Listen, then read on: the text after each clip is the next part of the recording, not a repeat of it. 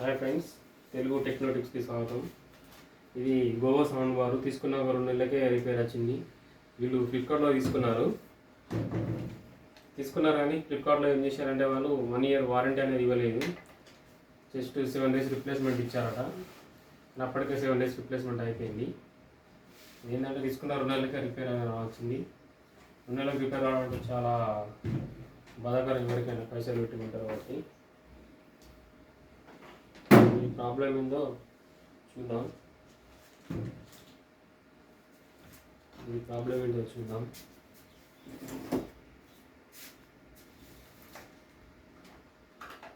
అవుతుందని చెప్పారు.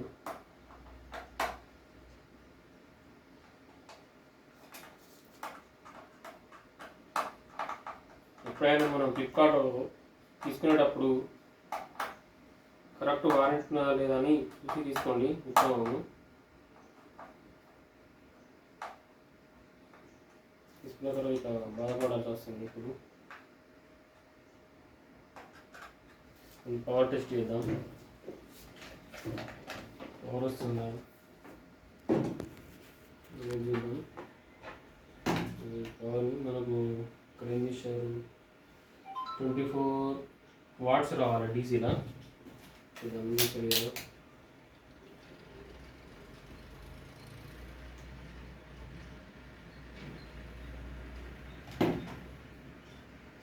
ఓవర్ అనేది 24 watts అనేది వస్తున్నది. Okay, power problem okay, power problem issue లేదు. సౌండ్ బార్లోనే ఇష్యూ అనేది వస్తుంది. సౌండ్ బార్లో ఇష్యూ వస్తుంది కాబట్టి సౌండ్ బార్లో రూపొందించైతే చూద్దాం.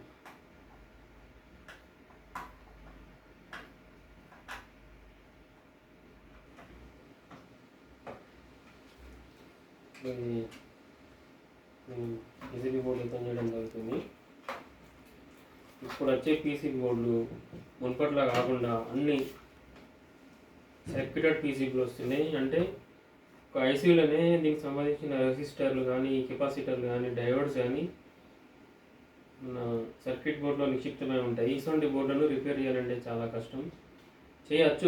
చేయగలము, కాకపోతే బాగా టైమింగ్ తీసుకుంటే కూర్చోకపోవచ్చు. ఈ పీసీబీ బోర్డ్స్ దొరకవచ్చు, దొరకకపోవచ్చు.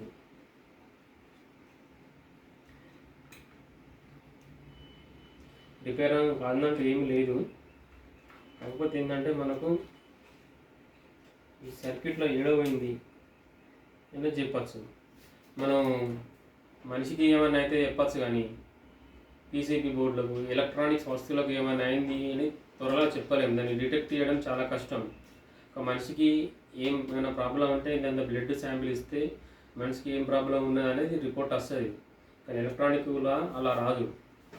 కాబట్టి మనం ఏదైనా ఎలక్ట్రానిక్ వస్తువు తీసుకున్నప్పుడు దానికి వారంటీ పక్కా ఉన్నదా లేదా అని చూసి తీసుకోవాలా, ఎన్ని రోజులు వారంటీ ఉన్నదా అనేది చూసి తీసుకోవాలి. ఇప్పుడు ఈ పీసీబీ బోర్డులో దీనికి ఏమైనా మనం చెక్ చేయాలి. కొంచెం క్లోజ్ తీసుకోరా, కొంచెం పొడి చూపెట్టి, జూమ్ చేయకు డైరెక్ట్. ఈ పీసీబీ బోర్డులో అన్ని ఇంటర్నల్ ప్రాబ్లమ్స్ ఉంటాయి. ఇంటర్నల్ సర్క్యూట్స్ అనేది చాలా డెప్త్గా ఉంటుంది అన్నట్టు. ఒకప్పట్లో మనకు రెసిస్టర్లు కానీ, ట్రాన్సిస్టర్లు కానీ అన్నీ పెద్ద పెద్దగా వచ్చేటి. వాటిని ఓపెన్ చేసి మళ్ళీ ఫిట్ చేయడం అనేది సింపుల్ ముచ్చట.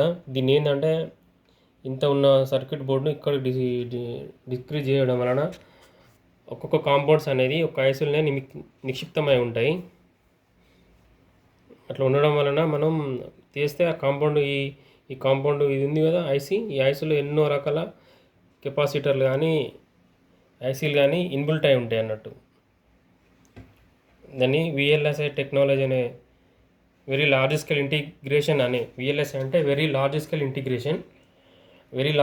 స్కేల్ ఇంటిగ్రేషన్ అనే ప్రక్రియ వలన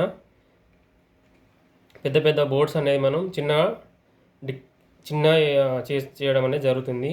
అలానే పెద్ద టీవీలు అనేది మనం ఇప్పుడు వాల్మార్ట్స్ టీవీలు లెక్క అవుతున్నాయి కదా. విఎల్ఎస్ఐ అనేది ఒక సబ్జెక్ట్ ఉంటుంది, మనం బీటెక్ చేసిన వాళ్ళకి వెళ్తే.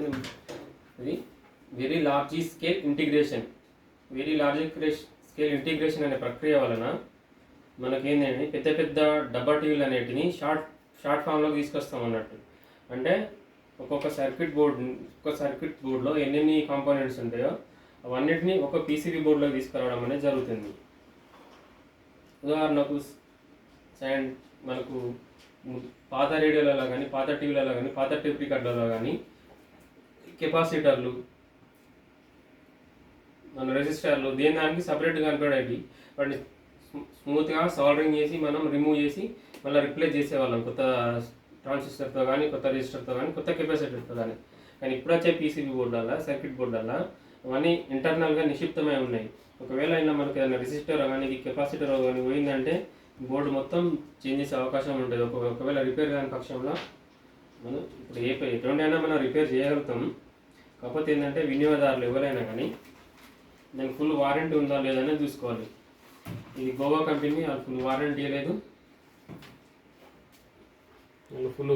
లేదు, ఏమీ లేదు.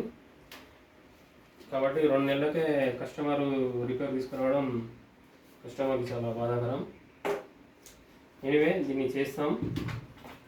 బట్ మీరు కూడా ఏమైనా ఎలక్ట్రానిక్ వస్తువు పర్చేజ్ చేసే ముందు దాన్ని అన్ని విధాలుగా చదివి సర్వీస్ ఎట్లున్నది, సర్వీస్ సెంటర్లు ఉన్నాయా, లేకపోతే వారంటీ ఉన్నదా, దానిలో ఉన్న కంపోనెంట్స్ రెగ్యులర్ ఉన్నాయా అని చూసి తీసుకోవాలని నేను కోరుకుంటున్నా. ఇంతటితో ముగిస్తున్నా. మీరు తెలుగు టెక్నో టిప్స్ అనే ఛానల్ని సబ్స్క్రైబ్ చేసి ఇతరులకు షేర్ చేసి ఇలాంటి ఎన్నో ముఖ్యమైన విషయాలు నాకు తెలిసిన విషయాలు మీకు చెప్తూ ఇంకా మిమ్మల్ని చైతన్యపరుస్తాను నేను మిమ్మల్ని వినవి చేసుకుంటున్నా. దయచేసి తెలుగు టెక్నో టిప్స్ అనే ఛానల్ని సబ్స్క్రైబ్ చేయండి, షేర్ చేయండి. Telugu techno tips. Okay, bye.